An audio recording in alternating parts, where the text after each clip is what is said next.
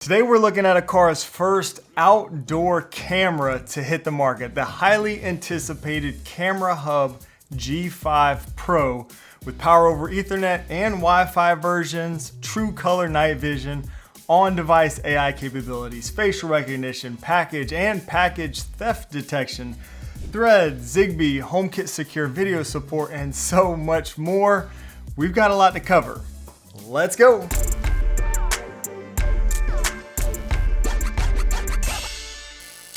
Yo, what's up guys? My name is Shane and this channel is all about helping you build an easy Apple home, smart home with new videos and live streams every week. All right, so the Aqara Camera Hub G5 Pro was first announced a while back, and since then it's gained a lot of interest and anticipation, and I'm happy to say that it's finally available to purchase worldwide. Big thanks to Aqara for sponsoring today's video and sending me out the G5 Pro in advance so I could test it out. I've been using it since January 1st actually, I believe. So I've had a little bit of time with it. Now there's gonna be chapters down below in case you wanna skip around to any certain parts of this video, because like I said, there is a lot to cover, but let's just go ahead and start from the beginning. Now the G5 Pro comes in either power over Ethernet or Wi-Fi versions. It's also available in either white or black.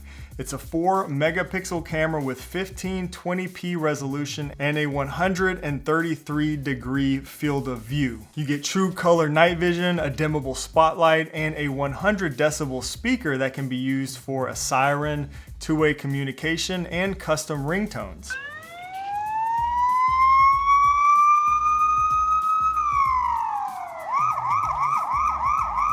If that wasn't impressive enough, it's also a smart home hub with Matter controller, Thread border router, and Zigbee capabilities. It's IP65 rated and can handle temperatures from -22 degrees Fahrenheit to 122 degrees Fahrenheit. Aqara sent me both the PoE and the Wi-Fi versions for us to test out. Inside the box, we have some documentation, the camera. Here you can see that RJ45 Ethernet port. This is of course the power over Ethernet version. There's also a USB port in here, so this one can be powered via USB-C if maybe you want that Ethernet connection but don't have power over Ethernet capabilities. In that case, you could just use the Ethernet port for connection and USB-C for power. But if you have a PoE network switch, you could run power and connectivity through that single RJ45 port. On the base, you see a HomeKit QR code.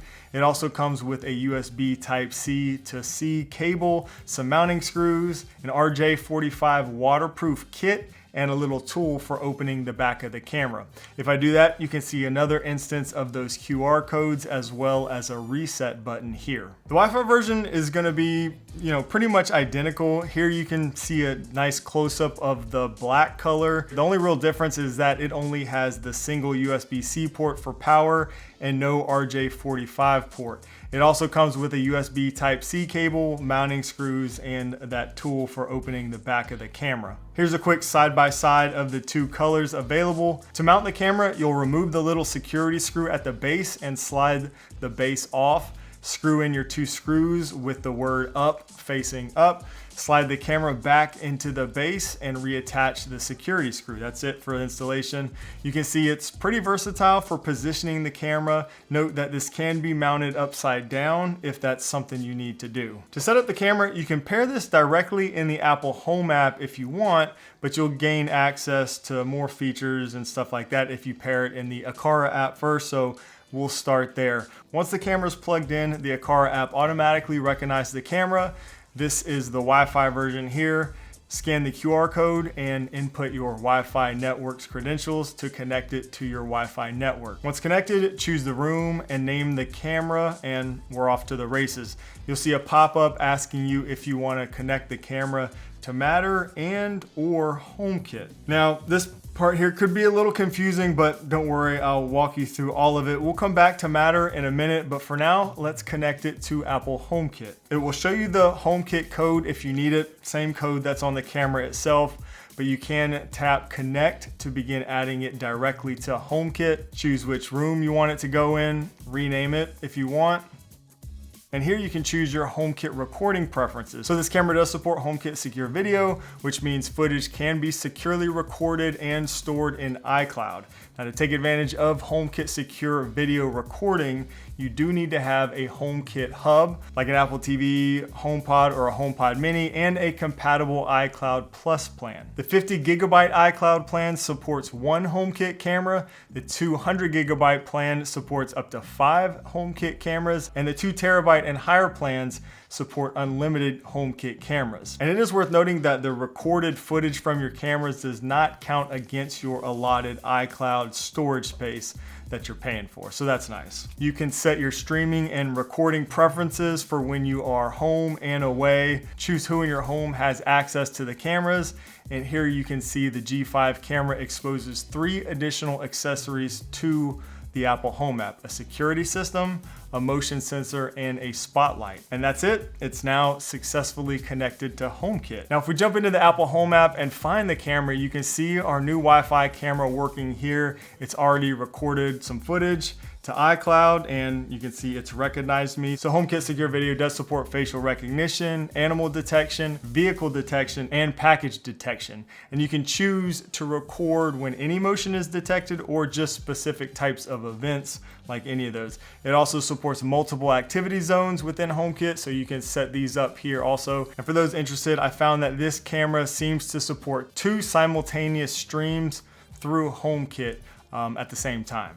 Now, if we tap accessories, you can see those 3 additional accessories that we just mentioned, and these can be used independently here in the Home app or with any of your HomeKit automations. So let's look through the Aqara app and check out some of the additional features that we have with this camera.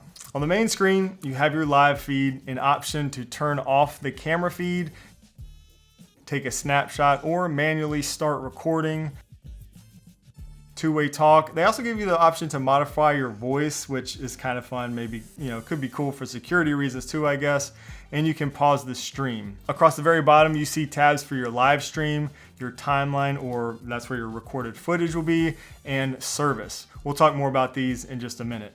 First, let's check out all of these options in the control panel. Associated events is pretty cool. It's a feature that allows the Aqara camera to link to other Aqara accessories in your home. So you could use a separate, let's say, Aqara door sensor or a motion sensor, something like that, to trigger the camera to start recording. And those events will also be shown on the camera's timeline. So that's a nice little feature. Album is where your stored videos and screenshots will be. Turn on and off the spotlight right here. And below that, we have lots of detection options. You can enable human detection, lingerer detection, AI sound detection, animal detection, and lens obstruction detection. With any of these enabled, you will get a push notification anytime the corresponding action is detected by the camera. Now let's look a little further at these settings by tapping the 3 dots in the upper corner and choose device settings. Let's choose detection settings.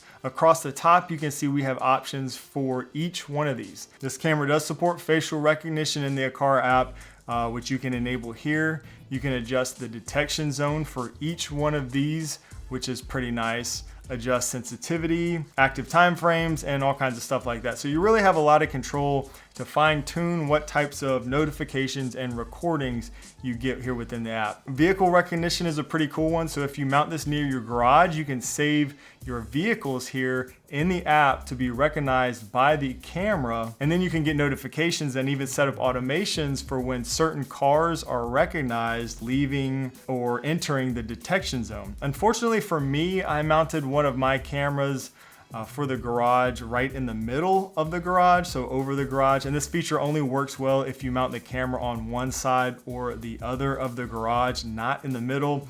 So I wasn't really able to use this feature. So just something to be aware of there. Under the AI sound detection, you have the options for baby crying, alarm sound, barking, and even coughing. I experimented with some of these and they do work, but I will say that I had a number of false alarms for different ones, especially like the baby crying, whether it was someone playing music or playing with the dogs or something, it would think a baby's crying. So I would say that something like this would be best used, specifically in an area like a nursery where there isn't much else going on other than, a baby being in there, maybe crying. But it's nice that you can set like the detection period. So maybe you only want to get those notifications and detections throughout the night and, maybe not throughout the day. So that's pretty nice. And I should say, if there's like a false trigger that's not like actually a baby crying, for example, you can go in there and kind of and provide feedback. So I assume that will improve the AI detection over time. There's a time lapse feature, which is pretty cool. That will compress the video throughout the day or night into a short video and save it in the album section. You can upload custom ringtones here that can be used in automations and things like that. I can see doing some real creative stuff with that. You could create an automation that plays a custom ringtone or a message, or even one of the built-in sound effects when a person is detected, between certain hours if you want. All kinds of stuff you can do with automations and scenes. So let's go ahead and jump into the automations and scenes and show you some of the other features and things you can do with automations. So here are the automation triggers that can be used from the G5. Specific face is detected, unknown face detected, package detected. You can choose when a specific vehicle is detected if you have yours set up for vehicle recognition, all kinds of stuff. A cool option is the ability to trigger automations when a package is removed. So if you're worried about, porch pirates between certain hours of the day, maybe while you're away at work or whatever, you could create an automation to blare a siren from the G5 speaker when a package is removed.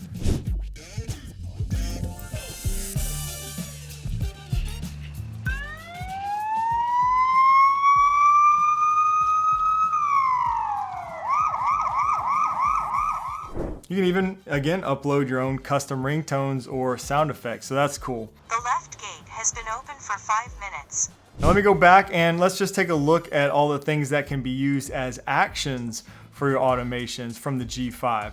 So I'll go back and add a new scene. Here you can see tons of stuff, from playing certain ringtones or alarm sounds like we just mentioned, or enabling or disabling certain detection options, controlling the spotlight, and just so much more. Now let's talk about the storage options. There are two types of storage capabilities here with this camera: cloud storage and local storage. Live and recorded videos are end-to-end encrypted when they're going, when uploaded to the cloud, so that's important. There's also local storage built into the camera, but no SD card slot. So I'm told that there are two versions regarding local storage. The online version of the Camera Hub G5 Pro that's available on Amazon comes with 8 gigabytes of on-device storage, while the offline version that you get at places like Best Buy or other retailers comes with 32 gigabytes of on-device local storage. So that's a pretty big difference and definitely something to be aware of. You can view your local storage capacity and some of the settings here. There is only event recording, no 24/7 recording options available, unfortunately. Now here you can enable loop recording, which I would do so that older videos will get overwritten with new recordings once the storage gets full. And you can connect this also to a NAS if you have one of those on your network, which is really nice. With this enabled, all of your recordings will be synced to your local NAS, and you can choose to store up to a full year of recordings there at full resolution. So that's really nice. And regarding the cloud storage, you basically have two options here. You can use no plan, or you can subscribe to Aqara's Home Guardian plan that enables 90 days of video recording history up to 2K resolution. So with no plan, you only get 1 day of recording history stored in the cloud, and max resolution is only 360p if you want to access and download any of that footage from the cloud. Now remember, video recordings in the Apple Home app that are stored through iCloud are stored at 1080p as long as you have a compatible iCloud subscription. So keep that in mind also. Unfortunately, there is no 24/7 options available for this camera, not through the cloud service, again, not through local storage, NAS, anything. This camera does support event-based recordings only.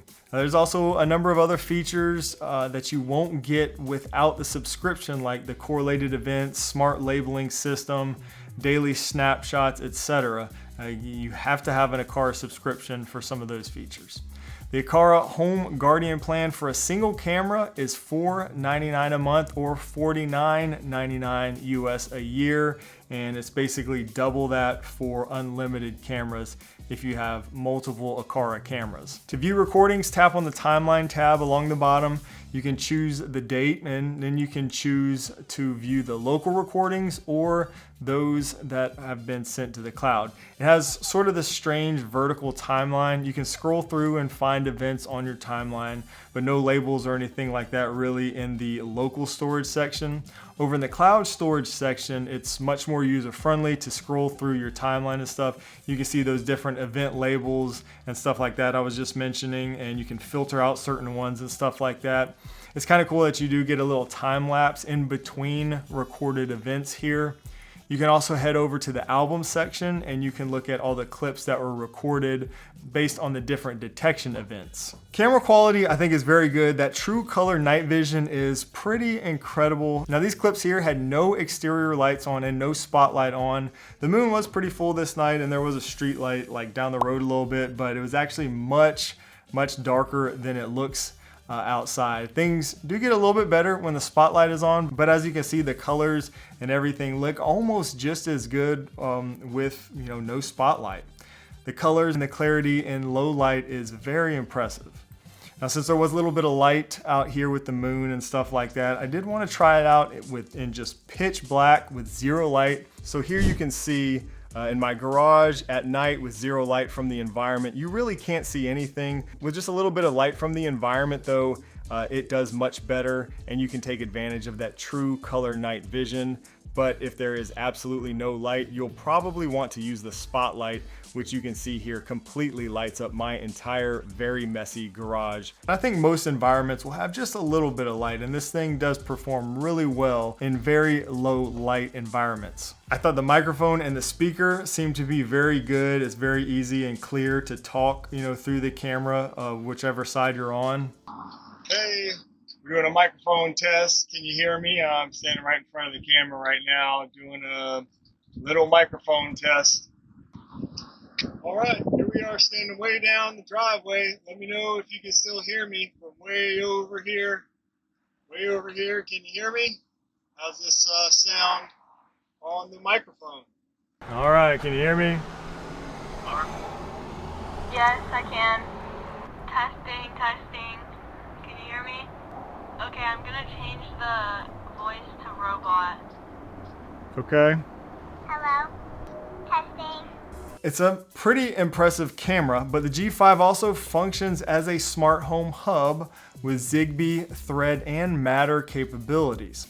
As a hub, it can connect up to 20 Aqara Zigbee devices, such as Aqara sensors, switches, lights, stuff like that. I'm a big fan of Aqara Zigbee accessories, so it's great that you can use the G5 as a Zigbee hub for these. Now, regarding Matter integration, the G5 essentially serves two roles here. It is one, a Matter controller, so this allows control of Matter accessories through the Aqara app, and two, it also serves as a Matter bridge. This enables adding the hub and its connected Aqara Zigbee devices to other smart home ecosystems like Apple HomeKit, Samsung SmartThings, etc. And you can bring in all those Zigbee accessories into that other smart home ecosystem. Now, here to clarify this a little bit, while Matter is the new smart home standard allowing cross-platform compatibility, it doesn't currently support cameras. So the Matter features of the G5 relate only to the hub capabilities essentially. So, for example, if you want to get the camera and maybe all of your connected child devices that are paired to the hub into Apple Home, you'll have to connect the G5 via HomeKit for the camera and via Matter for the hub and accessories. So after using the G5 Pro since early January, I can say that it is a pretty dang impressive camera. First of all, it's one of the only power over Ethernet HomeKit Secure video cameras out there on the market currently, maybe the only one. So whether you prefer, the PoE version or the Wi-Fi version, I think this camera is a great option for HomeKit users. Not to mention, it does also support all the other smart home ecosystems and even RTSP streaming for those who, maybe want to take advantage of that if you're using like Home Assistant or something like that. So that is nice. It does support RTSP streaming. A standout feature for me, I think, is the incredible true color night vision. The camera quality looks amazing in low light scenarios. The AI detection features are really cool too, though. And just all the automation capabilities that you get with this thing. Package detection seemed to work really well, and I think it's awesome that you can get notified and even create automations when a package is removed. That's not something that you see too often. Although there were some times when the camera thought the side mirror on my wife's vehicle was a package.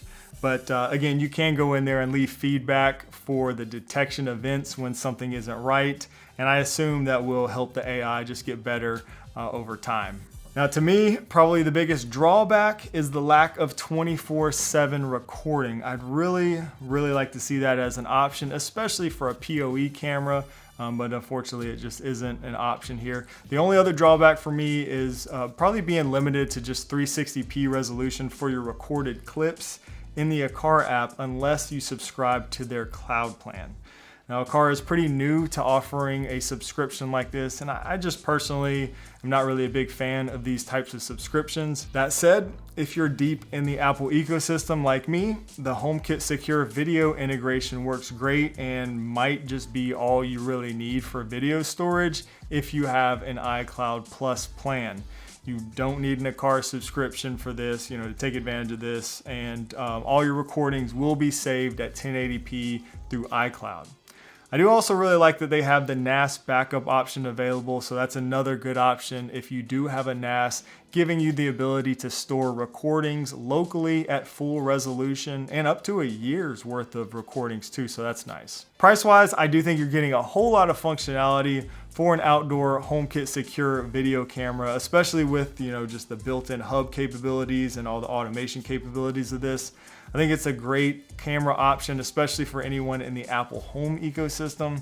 There still aren't really many great options for outdoor HomeKit Secure video cameras out there, and this is definitely the first decent one available with power over Ethernet. The Camera Hub G5 Pro is available right now. The Wi-Fi version is going for $179.99 US, and the PoE version is $199.99 US. Of course, I'll put links to everything down below, and if I have a discount code or anything like that, I'll also include that below in the video description. Now, there was a ton to cover with this camera, and I'm sure I left some things out or maybe sped through certain parts. If you have any questions, drop them down in the comments below, and I'll do my best to respond accordingly. Also, I am going to be live streaming this next Wednesday.